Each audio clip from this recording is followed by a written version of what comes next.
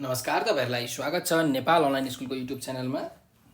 हाम्रो युट्युब च्यानलमा कक्षा नर्सरीदेखि मास्टरसम्मका सबै विषयका सबै भिडियोहरू उपलब्ध छन्। तपाईहरुले युट्युबमा गएर अथवा फेसबुकमा गएर नेपाल अनलाइन स्कुल भनी सर्च गरेर हाम्रो भिडियोहरू हेर्न सक्नुहुनेछ। हामीले युट्युब च्यानल नेपाल अनलाइन स्कुलमा 30,000 भन्दा धेरै भिडियोहरू बनाएका छौँ, जसमा क्लास 1 देखि मास्टरसम्मका सबै विषयका सबै सब्जेक्टका model question solution, concept based question solution, त्यस्तै ओल्ड क्वेसन सोल्युसन र च्याप्टर वाइज क्वेसनका सोल्युसन्सहरूको भिडियो छन्।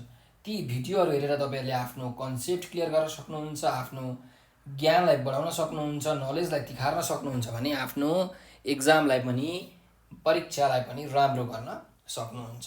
र हाम्रो भिडियोहरूलाई लाइक र शेयर गरेर धेरैभन्दा धेरै विद्यार्थीहरू समक्ष पुर्याइदिनु होला र हाम्रो भिडियोलाई सब्सक्राइब गरेर नेपाल अनलाइन स्कुलको सहयोगी हात बनिदिनु होला भनेर विनम्र अनुरोध गर्दै म कृष्णदास आजको कक्षा सञ्चालन गर्न गइरहेको छु। आज चाहिँ हामी कक्षा 9 को नेपाली विषयको पाठ 6 पर्यावरण सन्तुलन भन्ने जुन हामीलाई यो एउटा संवाद दिएको छ, यो संवाद आज हामी पढ्नेछौँ।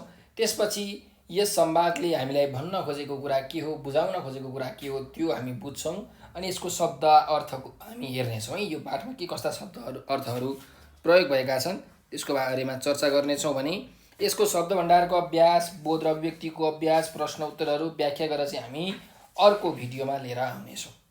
सो सुरु गरौँ हाम्रो पाठ पर्यावरण सन्तुलन। अब पहिला शीर्षक अलिकति छोटो तरिकाले चर्चा गरौँ।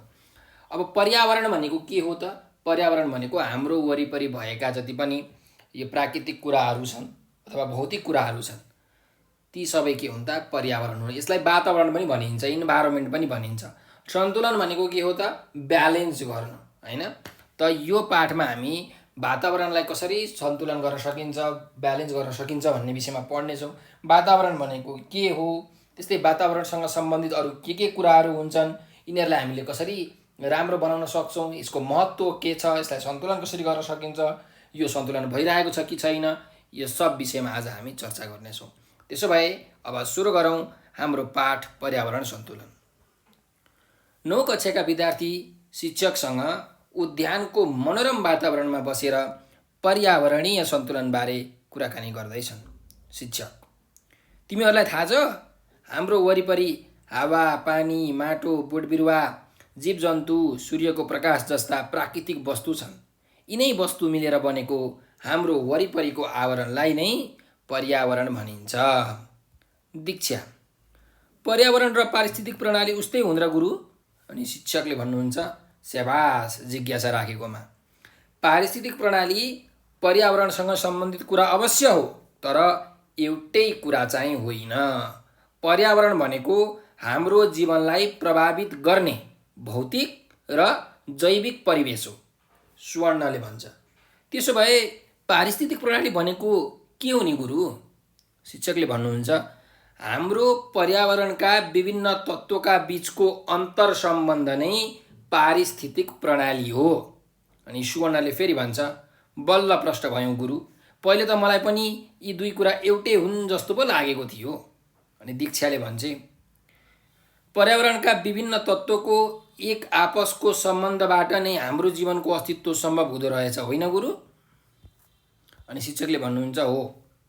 पृथ्वीमा उपलब्ध वायुमण्डल, पानी, सूर्यको प्रकाश, माटो तथा ओजन तहबीच रहने एक आपसको सम्बन्धका कारण नै यस पृथ्वी ग्रहमा जीवन सम्भव भएको हो, सम्पूर्ण जीव जगतको अस्तित्व सम्भव भएको हो। अनि दीक्षाले भन्छे, हाम्रो पृथ्वी जस्तो जीवन मैत्री ग्रह त अरू कुनै पनि छैन होला नि गुरु? शिक्षकले भन्नुहुन्छ, तिमीले ठिक भन्यौ। अहिलेसम्मका विभिन्न अनुसन्धानबाट पृथ्वीमा जस्तो अनुपम पर्यावरणीय संरचनाको संयोग अन्य कुनै ग्रहमा भेटिएको छैन र जीवनको अस्तित्व पनि पत्ता लागेको छैन।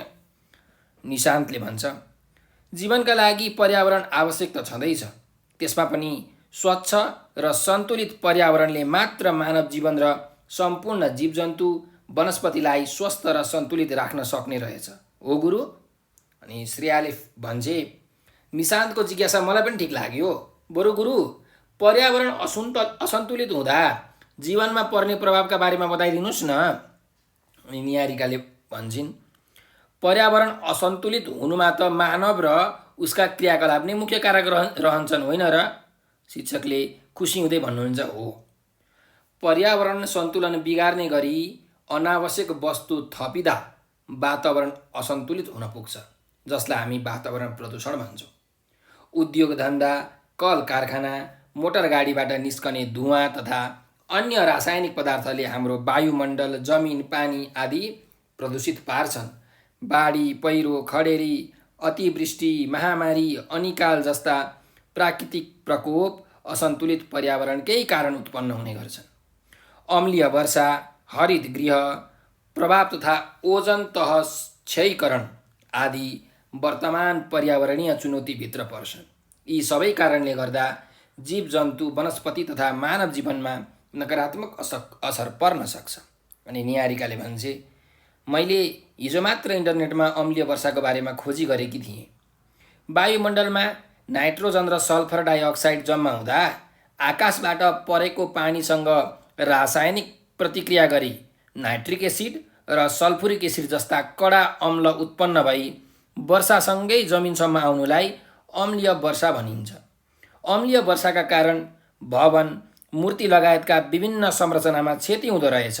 यसले प्राणी तथा वनस्पतिमा नराम्रो असर गर्दो रहेछ।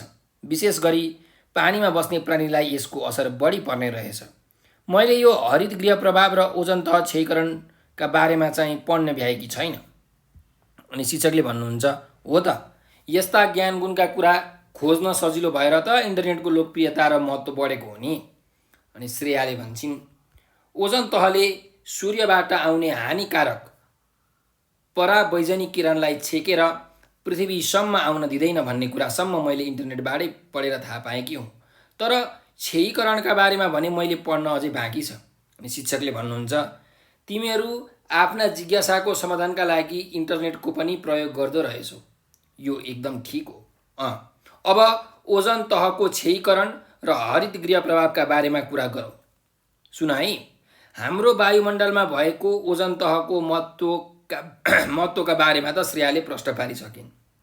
ओजन तह क्षयीकरण हुँदा परावैजनिक किरण पृथ्वीसम्म आई मानव, पशुपक्षी तथा वनस्पतिमा नराम्रो असर देखाउँछन्। तिनले आँखाको दृष्टिमा समस्या, छालाको क्यान्सर तथा वनस्पतिका हरित कणको क्षति पुर्याउन सक्ने हुँदा ओजन तह बचाउनु हाम्रो दायित्व हो। कल कारखाना, हवाई जहाज, रेफ्रिजिरेटर आदिबाट उत्सर्जन हुने क्लोरोफ्लोरोकार्बन नामक ग्यास नै ओजन तह क्षयीकरणको प्रमुख कारक हो। यसैको कारण ओजन तह पातलिँदै गएको कुरा वैज्ञानिक बताउँछन्। अनि दीक्षाले भन्छन्, यस्तो खालको अन्तर्क्रियाबाट त धेरै कुरा सजिलोसँग बुझ्न सकिने रहेछ। गुरु, अब हामीलाई हरित गृह प्रभावको बारेमा केही भनिदिनुहोस् न। अनि शिक्षकले भन्नुहुन्छ, तिमीहरू कसैलाई हरित गृहका बारेमा केही थाहा छ भने भन त। निशान्तले हात उठाएर बोल्न अनुमति माग्दै भन्छ, यसबारेमा मैले इन्टरनेटमा हेरेको भिडियोबाट जानकारी पाएको कुरा भन्छु नि गुरु। अनि शिक्षकले, हुन्छ भन न, पढ्ने बुझ्ने भनेको यसरी नै त हो नि। अनि निशान्तले भन्छ, नर्सरीमा साना तथा कलिला बिरुवाका लागि आवश्यक ताप व्यवस्थापनका लागि सिसा प्रयोग गरी हरित गृह बनाइएको हुन्छ। सूर्यबाट आएका किरण सजिलै निस्किन नसक्ने भएकाले हरित गृहभित्र बाहिरको तापक्रमभन्दा केही बढी न्यानोपन कायम रहन्छ। हाम्रो वायुमण्डलमा मुख्य रूपमा कार्बन डाइअक्साइडको मात्रा बढी हुँदा यसले सिसाको जस्तै गुण देखाउँछ र पृथ्वीको तापक्रम बढ्दै जान्छ। यसैलाई हरित गृह प्रभाव भनिन्छ। यसै कारणले पनि दिनानुदिन पृथ्वीको तापक्रम बढ्दै गइरहेको छ। यसलाई ग्लोबल वार्मिङ भनिन्छ रे। अनि शिक्षकले, स्याबास, निशान्तले पाएको जानकारी 100% सही छ। तिमीहरूको उत्साहपूर्ण सहभागिताबाट मलाई साह्रै खुसी लाग्यो। अनि सुवर्णले भन्छ, गुरु, यसो हेर्दा त पर्यावरणीय असन्तुलनको कारण विशेष गरी मानिसले गरेका विकास तथा आविष्कार नै भएको महसुस भयो नि। मैले कतै गलत त बुझिनँ नि गुरु। शिक्षकले भन्नुहुन्छ, तिमीले बुझेको कुरा ठिक हो। अनियन्त्रित जनसङ्ख्या वृद्धि, बढ्दो सहरीकरण, स्रोत साधनको अत्याधिक प्रयोग आदि नै पर्यावरण विनाशका कारण हुन्। यी सबै मानव क्रियाकलापसँग सम्बन्धित छन्। कुनै पनि विकास कार्यक्रमले केही न केही पर्यावरणीय क्षति त अवश्य निम्त्याउँछ। दीक्षाले भन्छन्, त्यसो भए त पर्यावरण संरक्षणका लागि विकास निर्माणका काम नै रोक्नु पर्यो नि होइन र? शिक्षकले भन्नुहुन्छ, पृथ्वी सम्पूर्ण प्राणीको साझा घर हो। यसको विनाशले सबैको जीवनमा नकारात्मक प्रभाव पर्ने तथा स्वयं मानिस नै समस्यामा पर्ने गरेकाले अहिले आएर मानिसको चेतनामा परिवर्तन आएको छ। दिगो विकासको अवधारणा अनुरूप खानेपानी योजना, जलविद्युत परियोजना, सडक निर्माण जस्ता विकास योजना निर्माण गरिनुपर्छ। दिगो विकास भनेको दीर्घकालीन वा लामो समयसम्म टिकाउ हुने विकास हो। यस्ता विकास योजना सुरु गर्दा विज्ञ समूहद्वारा उक्त योजनाले पार्न सक्ने पर्यावरणीय प्रभावको अध्ययन गरी तयार गरिएको प्रतिवेदनका आधारमा कार्यान्वयनमा ल्याउने परिपाटी बसिसकेको छ, जसका कारण विकासको काम पनि रोकिँदैन र पर्यावरण पनि सुरक्षित रहन्छ। श्रेयाले भन्छन्, दिगो विकासको कुरा त मलाई साह्रै ठिक लाग्यो। दिगो विकासको अवधारणा अनुसार कार्य गर्न सके विकास योजनाका कारण वातावरणमा पर्न जाने नकारात्मक प्रभावलाई न्यून गर्न सकिने पो रहेछ त। निहारिकाले भन्छन्, प्लास्टिकको बढ्दो प्रयोग, रासायनिक मल, कीटनाशक विषादी आदिले पनि वातावरणमा नकारात्मक प्रभाव पार्ने भएकाले यसबारे जानकारीमूलक कार्यक्रम आयोजना गरी जनचेतना बढाउन सके पर्यावरणीय सन्तुलन कायम गर्न केही टेवा पुग्ने थियो कि? अनि शिक्षकले भन्नुहुन्छ, हो, हामीले हाम्रो तर्फबाट पर्यावरण जोगाउन धेरै काम गर्न सक्छौँ। अनि सुवर्णले भन्छन्, यस्ता पर्यावरण जोगाउने उपाय पनि बताइदिनुहोस् न गुरु। शिक्षकले भन्नुहुन्छ, लौ सबैले सुन है। घरबाट निस्कने फोहोरको वर्गीकरण गरी सड्ने फोहोरलाई मल बनाई प्रयोग गर्न सके वातावरणीय सरसफाइमा टेवा पुग्छ। यसो गर्दा रासायनिक मलको प्रयोगलाई घटाउन सकिने भएकाले हामी सबैले आफ्नो घरबाटै पर्यावरण संरक्षणको अभियान सुरु गर्न जरुरी छ। पेट्रोलियम पदार्थको सट्टामा जलविद्युत, सौर्य ऊर्जा, गोबर ग्यास जस्ता वैकल्पिक ऊर्जाका स्रोत प्रयोग गर्न सके वातावरणीय प्रदूषण घट्न गई हामी स्वच्छ वातावरण पाउँछौँ। फेरि हाम्रो देशमा जलविद्युत, वायु ऊर्जा तथा सौर ऊर्जाको पर्याप्त सम्भावना पनि भएकाले यसतर्फ सबैलाई प्रेरित गर्न सके पर्यावरण संरक्षण मात्र होइन, देशको अर्थतन्त्र पनि माथि उठ्ने कुरामा कुनै दुई मत छैन। निशान्तले भन्छ, यो नवीकरणीय र अनवीकरणीय स्रोतका बारेमा पनि केही जान्न पाए राम्रो हुन्थ्यो कि गुरु। शिक्षकले भन्नुहुन्छ, पर्यावरणमा भएका विभिन्न स्रोत साधनको प्रयोग गरेर नै हाम्रो जीविका चलेको हुन्छ। पृथ्वीमा भएका प्राणी मध्येको मानिस सर्वोत्कृष्ट प्राणी भएकाले ऊ आफ्नो चेतना र ज्ञानको प्रयोग गरी पृथ्वीमा उपलब्ध स्रोत साधनको उत्खनन र प्रशोधन गरी भरपूर प्रयोग गर्छ। भूमिगत तेल, भूमिगत पानी, विभिन्न धातु, वनजङ्गल, जडीबुटी, नदीनाला सबैको प्रयोग गर्न सक्ने क्षमता मानिसमा रहेको छ। कतिपय मानिसले यी स्रोत साधन प्रयोग गरी मनज्ञ आर्थिक उपार्जन पनि गर्ने गरेका छन्। यस्ता स्रोत साधनलाई नवीकरणीय र अनवीकरणीय स्रोत गरी दुई वर्गमा विभाजन गर्न सकिन्छ। एक पटक प्रयोग गरिसकेपछि पुनः उपयोग गर्न सकिने स्रोतलाई नवीकरणीय ऊर्जा स्रोत भनिन्छ। जमिन, वनजङ्गल, जडीबुटी, भूमिगत पानी आदि नवीकरणीय ऊर्जाका स्रोत हुन्। एक पटक प्रयोग गरिसकेपछि फेरि उपयोग गर्न नसकिने स्रोतलाई अनवीकरणीय स्रोत भनिन्छ। सुवर्णले भन्छ, ए साँच्चै यी अनवीकरणीय स्रोतको प्रयोगमा ध्यान दिएन भने त भावी पुस्ताले यिनीहरूको प्रयोग गर्न नपाउने पो रहेछन् त। दीक्षाले भन्छन्, यी स्रोतको प्रयोग गर्दा त निकै नै ध्यान पुर्याउनु पर्ने पो देखिनु गुरु। यिनीहरूको आवश्यकताभन्दा बढी प्रयोग गर्नु भनेको त आफ्नो खुट्टामा आफै पन्चरो हाल्नु जस्तो पो रहेछ। दुवै खालका प्राकृतिक स्रोतको सही र उपयुक्त प्रयोग गर्न जाने भने मात्र पर्यावरण जोगिने रहेछ। अनि शिक्षकले भन्नुहुन्छ, दुवै खालका स्रोतको यथोचित प्रयोग गरी पर्यावरण सन्तुलित राख्ने कुरामा मानव जीवनको ठुलो भूमिका हुन्छ। पर्यावरणीय असन्तुलनका कारण स्रोत साधन मात्र होइन, जैविक विविधता पनि ह्रास भएर जाने सम्भावना हुन्छ। कतिपय वन्यजन्तु तथा वनस्पति लोप भएर जाने सम्भावना समेत रहन्छ। वातावरणीय प्रणाली तथा खाद्य श्रृङ्खलाको एउटा अंशको रूपमा रहने हरेक प्राणी र वनस्पतिलाई लोप हुनबाट बचाउनु हाम्रो कर्तव्य हो। पर्यावरण सन्तुलनका सम्बन्धमा कुरा बुझ्यौँ नि? सबै विद्यार्थीले बुझ्यौँ गुरु भनेर भन्छन् अनि सबै विद्यार्थीहरू आफ्नो कक्षा कोठातर्फ प्रस्थान गर्छन्। ल भाइ बहिनीहरू, हामीले यो पाठ पर्यावरण सन्तुलन पढिसकेका छौँ। अब यो पाठबाट हामीले के कुरा बुझ्यौँ त त्यसको बारेमा अलिकति छलफल गरौँ है। ल यो पाठमा हामीले के कुरा पढ्यौँ, के कुरा बुझ्यौँ भन्दाखेरि म तपाईँलाई एकदम पोइन्टमा भन्छु है त, सुन्नु। हामीले एउटा पर्यावरण भनेको के हो बुझ्यौँ, त्यस्तै पारिस्थितिक प्रणाली भनेको के हो त्यो पनि बुझ्यौँ, इकोसिस्टम। त्यस्तै यो हाम्रो विभिन्न जुन प्रदूषणहरू छन्, प्रदूषणहरूले गर्दाखेरि भएको अम्लीय वर्षाको बारेमा बुझ्यौँ। त्यस्तै गरिकन ओजन तहको क्षयीकरण, हरित गृह प्रभाव, ग्रिन हाउस इफेक्ट होइन, ग्लोबल वार्मिङ, त्यो पनि हामीले बुझ्यौँ। त्यस्तै गरिकन हामीले नवीकरणीय र अनवीकरणीय स्रोत, यो ऊर्जाका स्रोतहरू छन्, renewable sources of energy and non renewable source of energy, यसको बारेमा पनि बुझ्यौँ। त्यस्तै दिगो विकास भनेको के हो त्यो पनि हामीले बुझ्यौँ। ल अब यी सबको बारेमा हामी विस्तृत चर्चा गरौँ। हेर्नुहोस्, पर्यावरण भनेको के हो त भन्दाखेरि सर्टकटमा बुझ्ने हो भने यो भनेको वातावरण हो, इन्भाइरोमेन्ट हो।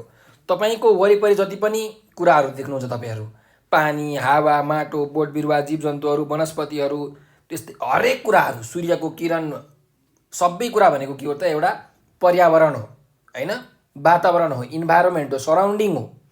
अब पारिस्थितिक प्रणाली भनेको चाहिँ के हो त, इकोसिस्टम हो, एउटा प्रणाली हो, सिस्टम हो। अब कस्तो हुन्छ भने यो पारिस्थितिक प्रणाली भनेको चाहिँ वातावरणको एउटा हाँगा जस्तै हो।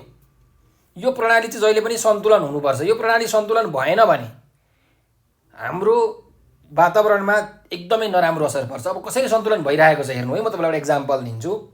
जस्तो कुनै ठाउँमा एउटा घाँस उम्रिन्छ, त्यो घाँसलाई फटेङ्ग्रा हुन्छ, फटेङ्ग्राले खान्छ। त्यो फटेङ्ग्रालाई भ्यागुता हुन्छ, भ्यागुताले खान्छ। त्यो भ्यागुतालाई सर्प हुन्छ, सर्पले खान्छ। त्यो सर्पलाई चिल हुन्छ, चिलले खाइदिन्छ। अनि त्यो चिल बुढो भएर मर्छ। चिल बुढो भएर मरिसकेपछि के हुन्छ, त्यो चिल बुढो भएर मरिसकेपछि माटोमा झर्छ। अनि विभिन्न साना साना किराहरूले त्यो चिललाई सडाउँछन्, गलाउँछन्, अनि माटोमै विलिन हुन्छ। चिलमा भएको शक्ति फेरि केमा जान्छ, माटोमै जान्छ। हेर्नुहोस्, अनि माटोबाट फेरि के उम्रिन्छ, झार उम्रिन्छ, घाँस, फेरि फटेङ्ग्राले खान्छ। हो यस्तो यो साइकल छ नि, यसलाई भनिन्छ इकोसिस्टम, पारिस्थितिक प्रणाली। ऊर्जा त्यो घाँसमा थियो, शक्ति थियो, इनर्जी थियो घाँसमा। त्यो घाँसको शक्ति फटेङ्ग्रा, भ्यागुता, सर्प हुँदै हुँदै चिलमा गएर अन्त्य भयो, फेरि पछि माटोमै आइपुग्यो, घाँस नै बन्यो होइन। हो यसलाई भनिन्छ इकोसिस्टम। अब यहाँ मध्ये कुनै एउटा केही कुरा बिग्रियो भने यो इकोसिस्टम पुरै बिग्रिन्छ, असन्तुलित हुन्छ, अनब्यालेन्स हुन्छ। त्यही भएर यसलाई ब्यालेन्समा राख्नुपर्छ भनेर भनिएको है। भन्नुको मतलब हाम्रो वातावरणमा भएका विभिन्न वस्तुहरूको के हुन्छ त, एउटा सम्बन्ध हुन्छ, अन्तर सम्बन्ध हुन्छ, त्यसलाई नै पारिस्थितिक प्रणाली भनिन्छ। जब यी वातावरणमा भएका तत्त्वहरू स्वच्छ हुन्छन्, सन्तुलित हुन्छन्, तब मात्रै हाम्रो वातावरण स्वच्छ हुन्छ, राम्रो हुन्छ। अब कसरी असन्तुलित हुन्छ त यो वातावरण भन्दाखेरि हामीले खासमा मान्छेकै कारणले गर्दा हुन्छ। मान्छेको जनसङ्ख्या बढिरहेको छ, धेरैभन्दा धेरै मानिसहरू अहिले जन्मिरहेका छन्, तपाईँलाई थाहा छँदैछ। अब मान्छेहरूले धेरै गाडीहरू प्रयोग गर्छन्, कारखानाहरू प्रयोग गर्छन्, त्यहाँबाट कति धुवा निस्किन्छ, हो कि होइन। त यो धुवाको कारणले गर्दाखेरि प्रदूषण हुन्छ। अब फोहोरहरू त्यत्तिकै फालिदिन्छन् मान्छेहरूले। अब काठमाडौँमा हेर्नुहोस् कति फोहोर छ, डङ्गुर गनाउँछ कि गनाउँदैन। यसले वातावरणलाई के गरिरहेछ, प्रदूषित गरिरहेको छ, पल्युसन गरिरहेको छ। त यसले गर्दाखेरि हाम्रो वातावरण के हुन्छ त, असन्तुलन हुन्छ। अब हेर्नु है कसरी असन्तुलन भइरहेको छ। तपाईँले यत्रो फोहोरहरू फाल्नुहुन्छ, त्यत्रो फोहोरहरू फाल्दाखेरि त्यहाँबाट विभिन्न प्रकारका केमिकलहरू हुन्छन्, रियाक्सनहरू हुन्छ, त्यहाँबाट विभिन्न प्रकारका ग्यासहरू निक्लिन्छन्। त्यो ग्यास माथि गएर उड्छ। अब त्यो कस्ता ग्यास हुन्छन् भने एकदम हानिकारक ग्यासहरू हुन्छन् होइन। सल्फर डाइअक्साइड, एसिडिक ग्यासहरू हुन्छन् के, sulphur dioxide, nitrogen dioxide, nitric acid, यस्तो ग्यासहरू हुन्छन्। अब त्यो ग्यास गएर माथि उड्छ, अब पानी पर्छ। पानी परिसकेपछि के हुन्छ भन्दाखेरि पानी र त्यो ग्यासको रियाक्सन हुन्छ, रियाक्सन भएर एसिडको फर्मेसन हुन्छ, अम्ल बन्छ के हो। अनि त्यो पानी झर्दाखेरि पानी पर्दैन, के पर्छ त, अम्लीय पानी पर्छ, भनेको एसिडिक पानी पर्छ, त्यसलाई नै अम्लीय वर्षा भन्छन् होइन। हो त अम्लीय वर्षाको कारण के हुन्छ भन्दाखेरि अब हेर्नुहोस् न, तपाईँले एउटा कुनै एसिड आफ्नो शरीरमा लाएर हेर्नुहोस्, तपाईँको पुरै जलाइदिन्छ। हो त्यो अम्लीय वर्षाको कारणले गर्दाखेरि के हुन्छ भन्दाखेरि विभिन्न भवनहरू हुन्छन्। अब हाम्रो कति मन्दिर छन्, कस्ता कस्ता बिल्डिङहरू छन्, मोनुमेन्ट्सहरू छन्।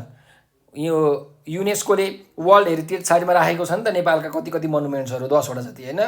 हो अब त्यस्ता सबै मोनुमेन्ट्सहरू के हुने भए त, क्षय हुने भए, तिनीहरू त नासिने भए, तिनीहरूको मौलिक पनि नासिने भयो। त्यस्तै गरिकन अब त्यो एसिड, त्यो अम्लीय वर्षा भएको जुन पानी हुन्छ त्यो चाहिँ हाम्रो पानीको स्रोतमा जान्छ, नदीमा जान्छ, खोलामा जान्छ। अब नदीमा त्यो पानी मिसिन्छ, त्यहाँ माछाहरू हुन्छन्, माछाहरू मर्न थाल्छन्। हो अब त्यहाँको इकोसिस्टम बिग्रियो क्या। कहाँको इकोसिस्टम बिग्रियो भन्दाखेरि पानीको पारिस्थितिक प्रणाली बिग्रियो। अब पानीको पारिस्थितिक प्रणाली बिग्रिएपछि जमिनको पनि बिग्रिन्छ, बिस्तारै बिस्तारै सबै बिग्रिन्छ होइन। हो त्यही भएर यस्तो कुरालाई हामीले सन्तुलनमा राख्नुपर्छ भनेर भनेको। त्यस्तै अर्को कुरा, अब हामी बुझौँ ओजन तह भनेको के हो। अब हाम्रो यो पृथ्वी छ, पृथ्वीमा हावा छ। अब हावाको पनि लेयर लेयर हुन्छ के। सबैभन्दा माथितिर एउटा लेयर हुन्छ, स्ट्राटोस्फियर भन्ने लेयर हुन्छ, तपाईँले साइन्समा पढ्नुहुन्छ होला, विज्ञानमा हो। त्यो लेयरमा एउटा ओजोन भन्ने ग्यास हुन्छ, अक्सिजन O2, ओजोनलाई O3 भन्छ केमिस्ट्रीमा होइन। अब त्यो ओजोन भनेको चाहिँ हावा हो। त्यसले के गरिरहेको हुन्छ भन्दाखेरि सूर्यबाट जुन विकिरण आउँछ नि, हो त्यो विकिरणलाई चाहिँ कब्जा गरेर राखिरहेको हुन्छ, सोच दिन्छ त त्यसले क्या, ओजोनले। त्यस्तो खालको ग्यास हुन्छ। सूर्यबाट कुन किरण आउँछ? अल्ट्रा भायोलेट रे है, जसलाई नेपालीमा के भनिन्छ? परवैजनिक किरण भनेर भनिन्छ। हो त्यसलाई सोचेर राखेको हुन्छ। तर जुन यो धुवाँहरू निक्लिन्छ नि हाम्रो कारखानाहरूबाट, कल कारखानाबाट, गाडीबाट, हो त्यस्तो धुवाँहरूले गर्दाखेरि त्यो ओजोन लेयरलाई, ओजोनसँग रियाक्सन हुन्छ अनि ओजोन लेयर घट्छ के, पातलो पातलो हुँदै हुँदै हुँदै हुँदै जान्छ। अब यसरी तपाईँहरूले अहिले सुन्नुभएको होला, अन्टार्क्टिकाको माथि यो ओजोनको पाल परेको छ, दुलो परेको छ अन्टार्क्टिका कन्टिनेन्टभन्दा माथि। अब त्यो ओजोन लेयर भएन भने के हुन्छ त? फेरि सूर्यको किरण डाइरेक्ट आउँछ, अल्ट्रा भायोलेट रे कहाँ आउँछ? हाम्रो पृथ्वीमा आउँछ। अब त्यो अल्ट्रा भायोलेट रेले चाहिँ विभिन्न प्रकारका रोगहरू निम्त्याउँछ। मान्छेको शरीरमा परेपछि मान्छेलाई अब स्किन क्यान्सर हुने होइन, अनेक प्रकारका रोगहरू हुने, वनस्पतिहरू मर्ने, यस्तो असरहरू पर्छ। त्यही भएर यो ओजोन तहलाई पनि हामीले बचाउनुपर्छ भन्ने कुरा हामीले बुझ्नु पर्यो है। त्यस्तै अर्को छ हरित गृह, जसलाई भनिन्छ green house, green house effect. अब त्यो भनेको चाहिँ के हो भन्दाखेरि ग्रिन हाउस भन्नु बित्तिकै तपाईँले बुझ्नु पर्यो तापक्रम बढ्ने, टेम्परेचर बढ्ने। अब तपाईँहरूले देख्नुभएको होला कतिपय ठाउँहरूमा के गरिन्छ भन्दाखेरि बेमौसमी तरकारी खेती गर्दाखेरि भनेको जस्तो अब अहिले वैशाख महिना छ, वैशाख महिनामा फल्ने जुन तरकारी हुन्छ त्यसलाई मौसमी तरकारी भनिन्छ। तर वैशाख महिनामा मङ्सिर महिनामा फल्ने तरकारी वैशाख महिनामा फलाउन के गर्नुपर्छ भन्दाखेरि अलिकति तापक्रम बढाउनुपर्छ। त मान्छेहरूले के गर्छन् भन्दाखेरि हो त्यो तरकारी फलाउनको लागि एउटा सिसाको जस्तो घर बनाउँछन्। अनि सिसाको जस्तो घर बनाइसकेपछि के हुन्छ भन्दाखेरि त्यो सूर्यबाट आएको किरण त्यो भित्र पस्छ, त्यो सिसाको घरभित्र पस्छ, तर बाहिर निस्किन पाउँदैन के, त्यस्तो खालको सिसा हुन्छ त्यो। हो त्यो बाहिर निस्किन नपाएपछि के हुन्छ, त्यो त्यहीँभित्रै घुम्छ, तापक्रम बढ्ने भन्थ्यो त्यो घरभित्र। अनि हो त्यो मङ्सिरमा फल्ने जुन वनस्पति छ, जुन सब्जी छ, त्यो अब वैशाखमा पनि फल्ने भयो। हो यसलाई नै ग्रिन हाउस इफेक्ट भनेर भन्छ। हो ठ्याक्कै यही तरिकाले हाम्रो जुन पृथ्वी छ नि, पृथ्वीमा त हावाहरू छन्, एटमोस्फियरहरू छ, विभिन्न तह छ यो हावाको। अब यो हावाको तहले के गरिरहेको हुन्छ भन्दाखेरि हो त्यही सिसाको काम गरिरहेको हुन्छ। विशेष गरिकन भन्नुपर्ने भने यो कार्बन डाइअक्साइड, सल्फर डाइअक्साइड भन्ने जुन ग्यासहरू छन्, हो यिनीहरूले त्यो सिसाको काम गर्छ। सूर्यको किरण ठक्क आउँछ, पृथ्वीमा ठोकिन्छ, पृथ्वीमा ठोकिसकेपछि पृथ्वीबाट बाहिर जान खोज्छ, तर बाहिर जान दिँदैन। केले भन्दा यही ग्यासले, यसले सिसाको काम गरिरहेको हुन्छ। यो carbon dioxide gas, sulphur dioxide जस्तो ग्यासहरू छन् होइन, नाइट्रिक अक्साइड जस्तो ग्यासहरू छन् यिनीहरूले। अनि अब बाहिर जान नपाएपछि के हुन्छ, त्यो फेरि पृथ्वीमै आउँछ। भनेपछि सूर्यबाट जुन किरणहरू आइरहेको हुन्छ नि, हो त्यो जुन तापक्रम छ त्यो तापक्रम पृथ्वीमै भइरहेको छ र यसले गर्दाखेरि पृथ्वीको तापक्रम बढ्छ। यसलाई नै हामी के भन्छौँ त विज्ञानमा ग्लोबल वार्मिङ भनेर भन्छौँ।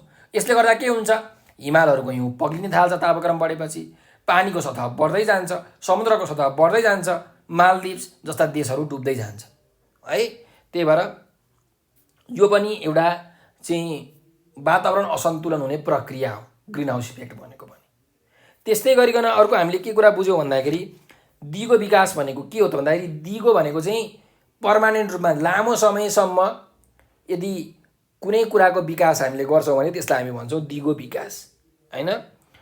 र यो दिगो विकासको आयोजनाहरू, योजनाहरू चाहिँ अहिले सरकारले लागू गरिरहेको छ होइन। सडक निर्माण गर्नुपर्ने, जलविद्युत परियोजना चाहिँ खोल्नुपर्ने, खानेपानी योजना खोल्नुपर्ने खालका जुन कार्यक्रमहरू छन्, यो चाहिँ यसले चाहिँ वातावरणलाई अलिक सन्तुलन गरेर राख्छ, किनकि यसमा त्यस्तो नराम्रो प्रकारको असर हुँदैन यसले हाम्रो वातावरणमा।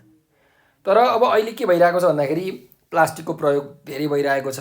अब युरिया, डिएपी, पोटास यस्ता मलहरूको प्रयोग भइरहेको छ।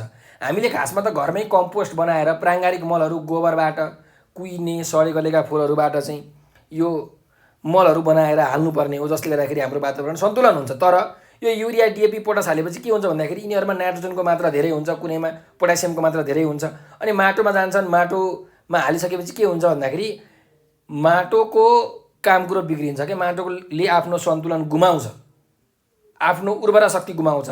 जति उब्जाउ हुनुपर्ने हो त्यति उब्जाउ हुँदैन पछि गएर के भावी सन्ततिमा त्यस्तो हुन्छ। त यसलाई पनि हामीले कम गर्नुपर्छ भन्ने कुरा हामीले बुझ्नु पर्यो। त्यस्तै अर्को हामीले के कुरा बुझ्यौँ भन्दाखेरि नवीकरणीय र अनवीकरणीय स्रोत, ऊर्जाका स्रोतहरू, इनर्जीको सोर्स, एउटा रिन्युएबल, एउटा नन रिन्युएबल। रिन्युएबल भनेको चाहिँ जति प्रयोग गरे पनि कहिले पनि नसकिने, जस्तो घाम। घाम हामीले जति प्रयोग गरे पनि सकिन्छ, सकिँदैन। पानी सकिन्छ, कहिले पनि सकिँदैन। त्यस्तै गरिकन जमिन सकिन्छ, सकिँदैन। हो त यस्ता भनेका रिन्युएबल सोर्स अफ इनर्जीहरू हुन्, भनेको नवीकरणीय स्रोत हुन्।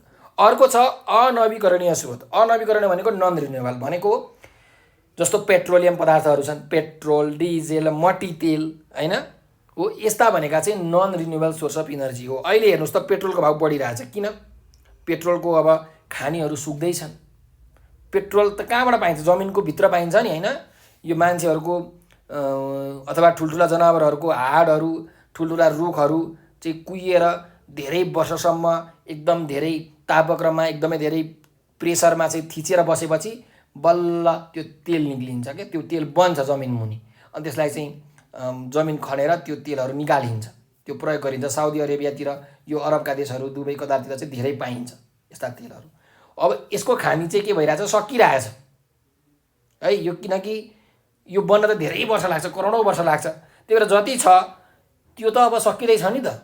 हो, अब मानिलिउँ पेट्रोल भोलिदेखि सक्यो भने तपाईँहरूले गाडी कुदाउन सक्नुहुन्छ? सक्नु नै हुन्न नि, गाडी कुद्दैन हो। भनेपछि हामीले के गर्नु पर्यो भन्दाखेरि यसलाई ब्यालेन्स गरेर लग्नुपर्छ। नत्र भने एकैचोटिमा के हुन्छ त भन्दाखेरि वातावरणको सन्तुलन बिग्रिन्छ, मान्छेले राम्ररी काम गर्न सक्दैनन्। त्यही भएर अब तपाईँहरूले धेरै पेट्रोलको प्रयोग गर्न थाल्नुभयो भने के हुन्छ त भन्दाखेरि तपाईँको छोरा अथवा नातिहरूले चाहिँ अब पेट्रोलको अनुहारै हेर्न पाउँदैनन् कि पेट्रोलै सकिसक्छ, गाडी साडी कुदाउनै पाउँदैनन्। त्यही भएर यसलाई बरु अहिलेदेखि नै हामीले अल्टरनेटिभ स्रोतहरू युज गरेर, जस्तो गोबर ग्यासहरू हामीले बनाउन सक्छौँ, होइन? पृथ्वीको तल यो जियो थर्मल इनर्जी भन्ने हुन्छ, कोर हुन्छ नि, कति तातो हुन्छ हो, त्यहाँबाट हामीले इनर्जीहरू निकाल्न सक्छौँ। त्यस्तै पानीबाट निकाल्न सक्छौँ इनर्जी, जलविद्युत आयोजनाहरू, हाइड्रो पावरबाट, हो कि होइन? हो त यस्ता खालको इनर्जीको स्रोतहरू प्रयोग गर्नुपर्छ भन्ने कुराको जानकारी हामी सबैलाई दिनको लागि यो पाठ यहाँ राखिएको छ। त यी सबै कुराहरू तपाईँहरूले सायद बुझ्नुभयो होला। यदि बुझ्नु भएको छैन भने पनि यो भिडियोलाई एकचोटि दोहोऱ्याएर राम्रोसँग सुन्नुहोस्। तपाईँले यति कुरा बुझ्नुभयो भने यस पाठबाट सोधिएका विविध प्रकारका प्रश्नहरूको जवाब तपाईँले एकदम राम्रोसँग दिन सक्नुहुन्छ। ल भाइ बहिनीहरू, अब जाँदै जाँदै हामी यस पाठको शब्द अर्थतिर चाहिँ ध्यान दिउँ है त। ल हेरौँ, जस्तो छ आवरण भनेर भनेको छ। आवरण भनेको चाहिँ के हो भन्दाखेरि वरिपरि घेरिएको अथवा जुन ढाक्ने, बाहिरबाट ढाक्ने एउटा कपडा जस्तो हुन्छ नि, त्यसलाई आवरण भनिन्छ। बाहिरबाट ढाक्ने अथवा छोप्ने प्रक्रिया, वरिपरि घेरिएको है। त्यस्तै गरिकन अर्को जाउँ, अनुपम भनेको छ। अनुपम भनेको एकदमै राम्रो, होइन? अतुलनीय भनेको अरूसँग तुलना गर्न नसकिने, एकदम बेजोड उपमा नभएकोलाई अनुपम भनेर भनिन्छ। कुरा बुझ्नुभयो? ल अर्को जाउँ, क्षयीकरण। क्षयीकरण भनेको क्षय हुँदै जाने, नाश हुँदै जाने काम, खिँदै जाने प्रक्रियालाई भनिन्छ क्षयीकरण है। अर्को शब्द हेरौँ, उत्सर्जन। उत्सर्जन भनेको चाहिँ निकाल्ने काम, छोड्ने काम, त्याग्ने कामलाई के भनिन्छ? उत्सर्जन भनेर भनिन्छ है। त्यस्तै गरिकन ल यति नै थियो शब्द अर्थहरू। शब्द अर्थहरू पनि सकिएको छ। अब यहाँ शब्द भण्डारको अभ्यास, बोध र व्यक्तिको अभ्यास छ। यो चाहिँ हामी अर्को भिडियोमा लिएर आउने नै छौँ। तपाईँहरूलाई यो भिडियो कस्तो लाग्यो कमेन्टमा प्रतिक्रिया दिन भने नबिर्सनु होला। र तपाईँहरूलाई केही कुरा आएको छैन, केही मनमा जिज्ञासा उत्पन्न भइरहेको छ, समस्या भइरहेको छ पढ्नलाई भने यो नम्बर 9849595895 यो नम्बरको भाइबर वाट्सएप र टेलिग्राममा चाहिँ म्यासेज गर्नुहोला। त्यस्तै तपाईँहरूलाई कुनै पनि क्लासको कुनै पनि सब्जेक्टको भिडियो चाहिएको छ, जस्तो तपाईँहरूलाई म्याथको भिडियो चाहिएको छ भने तपाईँले लेख्न सक्नुहुन्छ, सर मलाई क्लास 9 को म्याथको भिडियो पठाइदिनुहोस्, सर मलाई क्लास 9 को नेपालीको सबै भिडियो पठाइदिनुहोस् भनेर हो यो नम्बरको भाइबर वाट्सएप र टेलिग्राममा तुरुन्त अहिलेको अहिले म्यासेज गरिहाल्नुहोस्। हामी तपाईँहरूलाई हामीसँग भएका सबै भिडियोहरू पठाइदिन्छौँ है। त्यस्तै तपाईँहरूले हाम्रो युट्युब च्यानल नेपाल अनलाइन स्कुलमा यो हरेक क्लासको हरेक सब्जेक्टको old question solution, model question solution, chapter wise क्वेसनका सोल्युसनहरूको भिडियो भेट्न सक्नुहुन्छ। ती भिडियोहरू पनि तपाईँहरूले हेरेर आफ्नो ज्ञानलाई बढाउनु होला, आफ्नो एक्जामलाई राम्रो गर्नु होला, त्यस्तै आफ्नो कन्सेप्टलाई पनि क्लियर गर्नु होला। त्यस्तै फेसबुक, ट्विटर, टिकटक, भाइबरमा पनि हाम्रो नेपाल अनलाइन स्कुल भन्ने ग्रुपहरू छन्।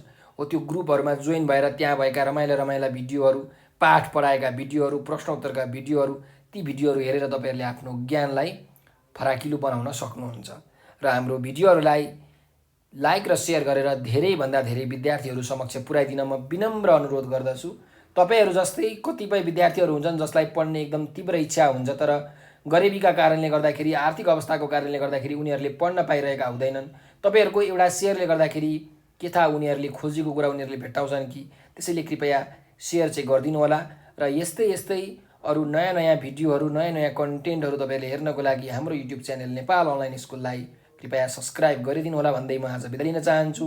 तपाईँहरूले आफ्नो अमूल्य समय दिएर यो भिडियो अन्तिम समय दिनुभयो, त्यसको लागि तपाईँहरूलाई हृदयबाट धेरै धेरै धन्यवाद।